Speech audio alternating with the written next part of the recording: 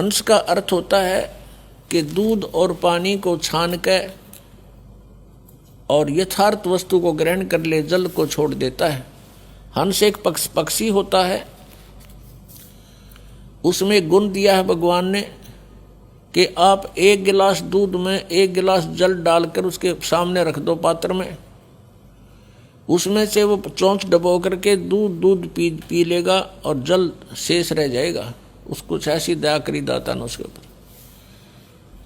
और किसी सरोवर के ऊपर हंस भी हो और बुगला भी हो, हंस और बुगले में शारीरिक अंतर नहीं होता, लेकिन उनकी भिन्नता को कैसे पहचाने, उनकी भिन्नता कैसे जाने, हंस कौन है बुगला कौन। उनकी पहचान होती है कि जैसे बुगला जो होता है वो मोती नहीं खाता, वो मछली खाता है, गोगे खाता है, कीड़े मकोड़े खाता है, जल के जंतुओं को खाता है, लेकिन हंस नहीं खाता। हंस केवल मोती खाता है, नहीं तो भूखा मर जाता है।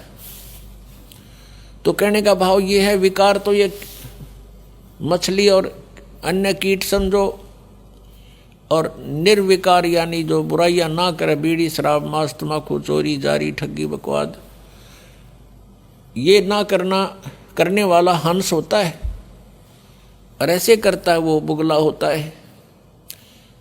ऐसे ही मानव शरीर में भगत और अभगत का शारीरिक डिफरेंस नहीं होता, उनकी क्रियाओं से पता चलता है।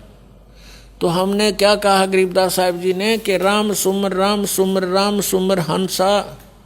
हंस, हे हंसात्मा, परमात्मा के ज्ञान से दूध और पानी को छानना सीख ले, भिन्न कर ले, फिर अपना आराम से आस्था तेरी नहीं रहेगी यहाँ पर। अब ये नहीं कि परिवार के प्रति आपका कोई लगाव ना रहे, ये तो ये समझना चाहिए जब आपको ज्ञान हो जाएगा पुण्यात्मा, गणीकरण की आवश्यकता ना पड़े।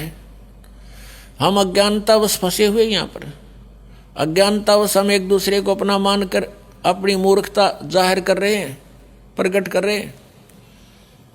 अब जैसे आप जी के घर पे संतान है, पुत्र या पुत्री, ये आपकी नहीं है, आपने तो इसके ऊपर एक कवर डाल रखा है, वो है आपका शरीर, बॉडी। आप किसी की बच्चे पे या किसी की बेटी पे अपना कोई कपड़ा सिला के पहना दो उसको और फिर कहो मेरा है, तो कितनी समझदारी है आपकी। या समझदार को संकेत बहुत होता है। ऐसे सभी आत्माएं परमात्मा की हैं और आपने इन पे कौर डाल लिया, अपने मटेरियल से शरीर दे दिया इनको बनाकर,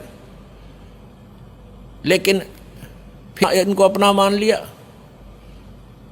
इनको आप अपना ना मानकर परमात्मा का मानो, मालिक का मानो, आप नौकर जानो उस परम पिता की, तो आसानी से आप इस जीवन को पार भी कर लोगे।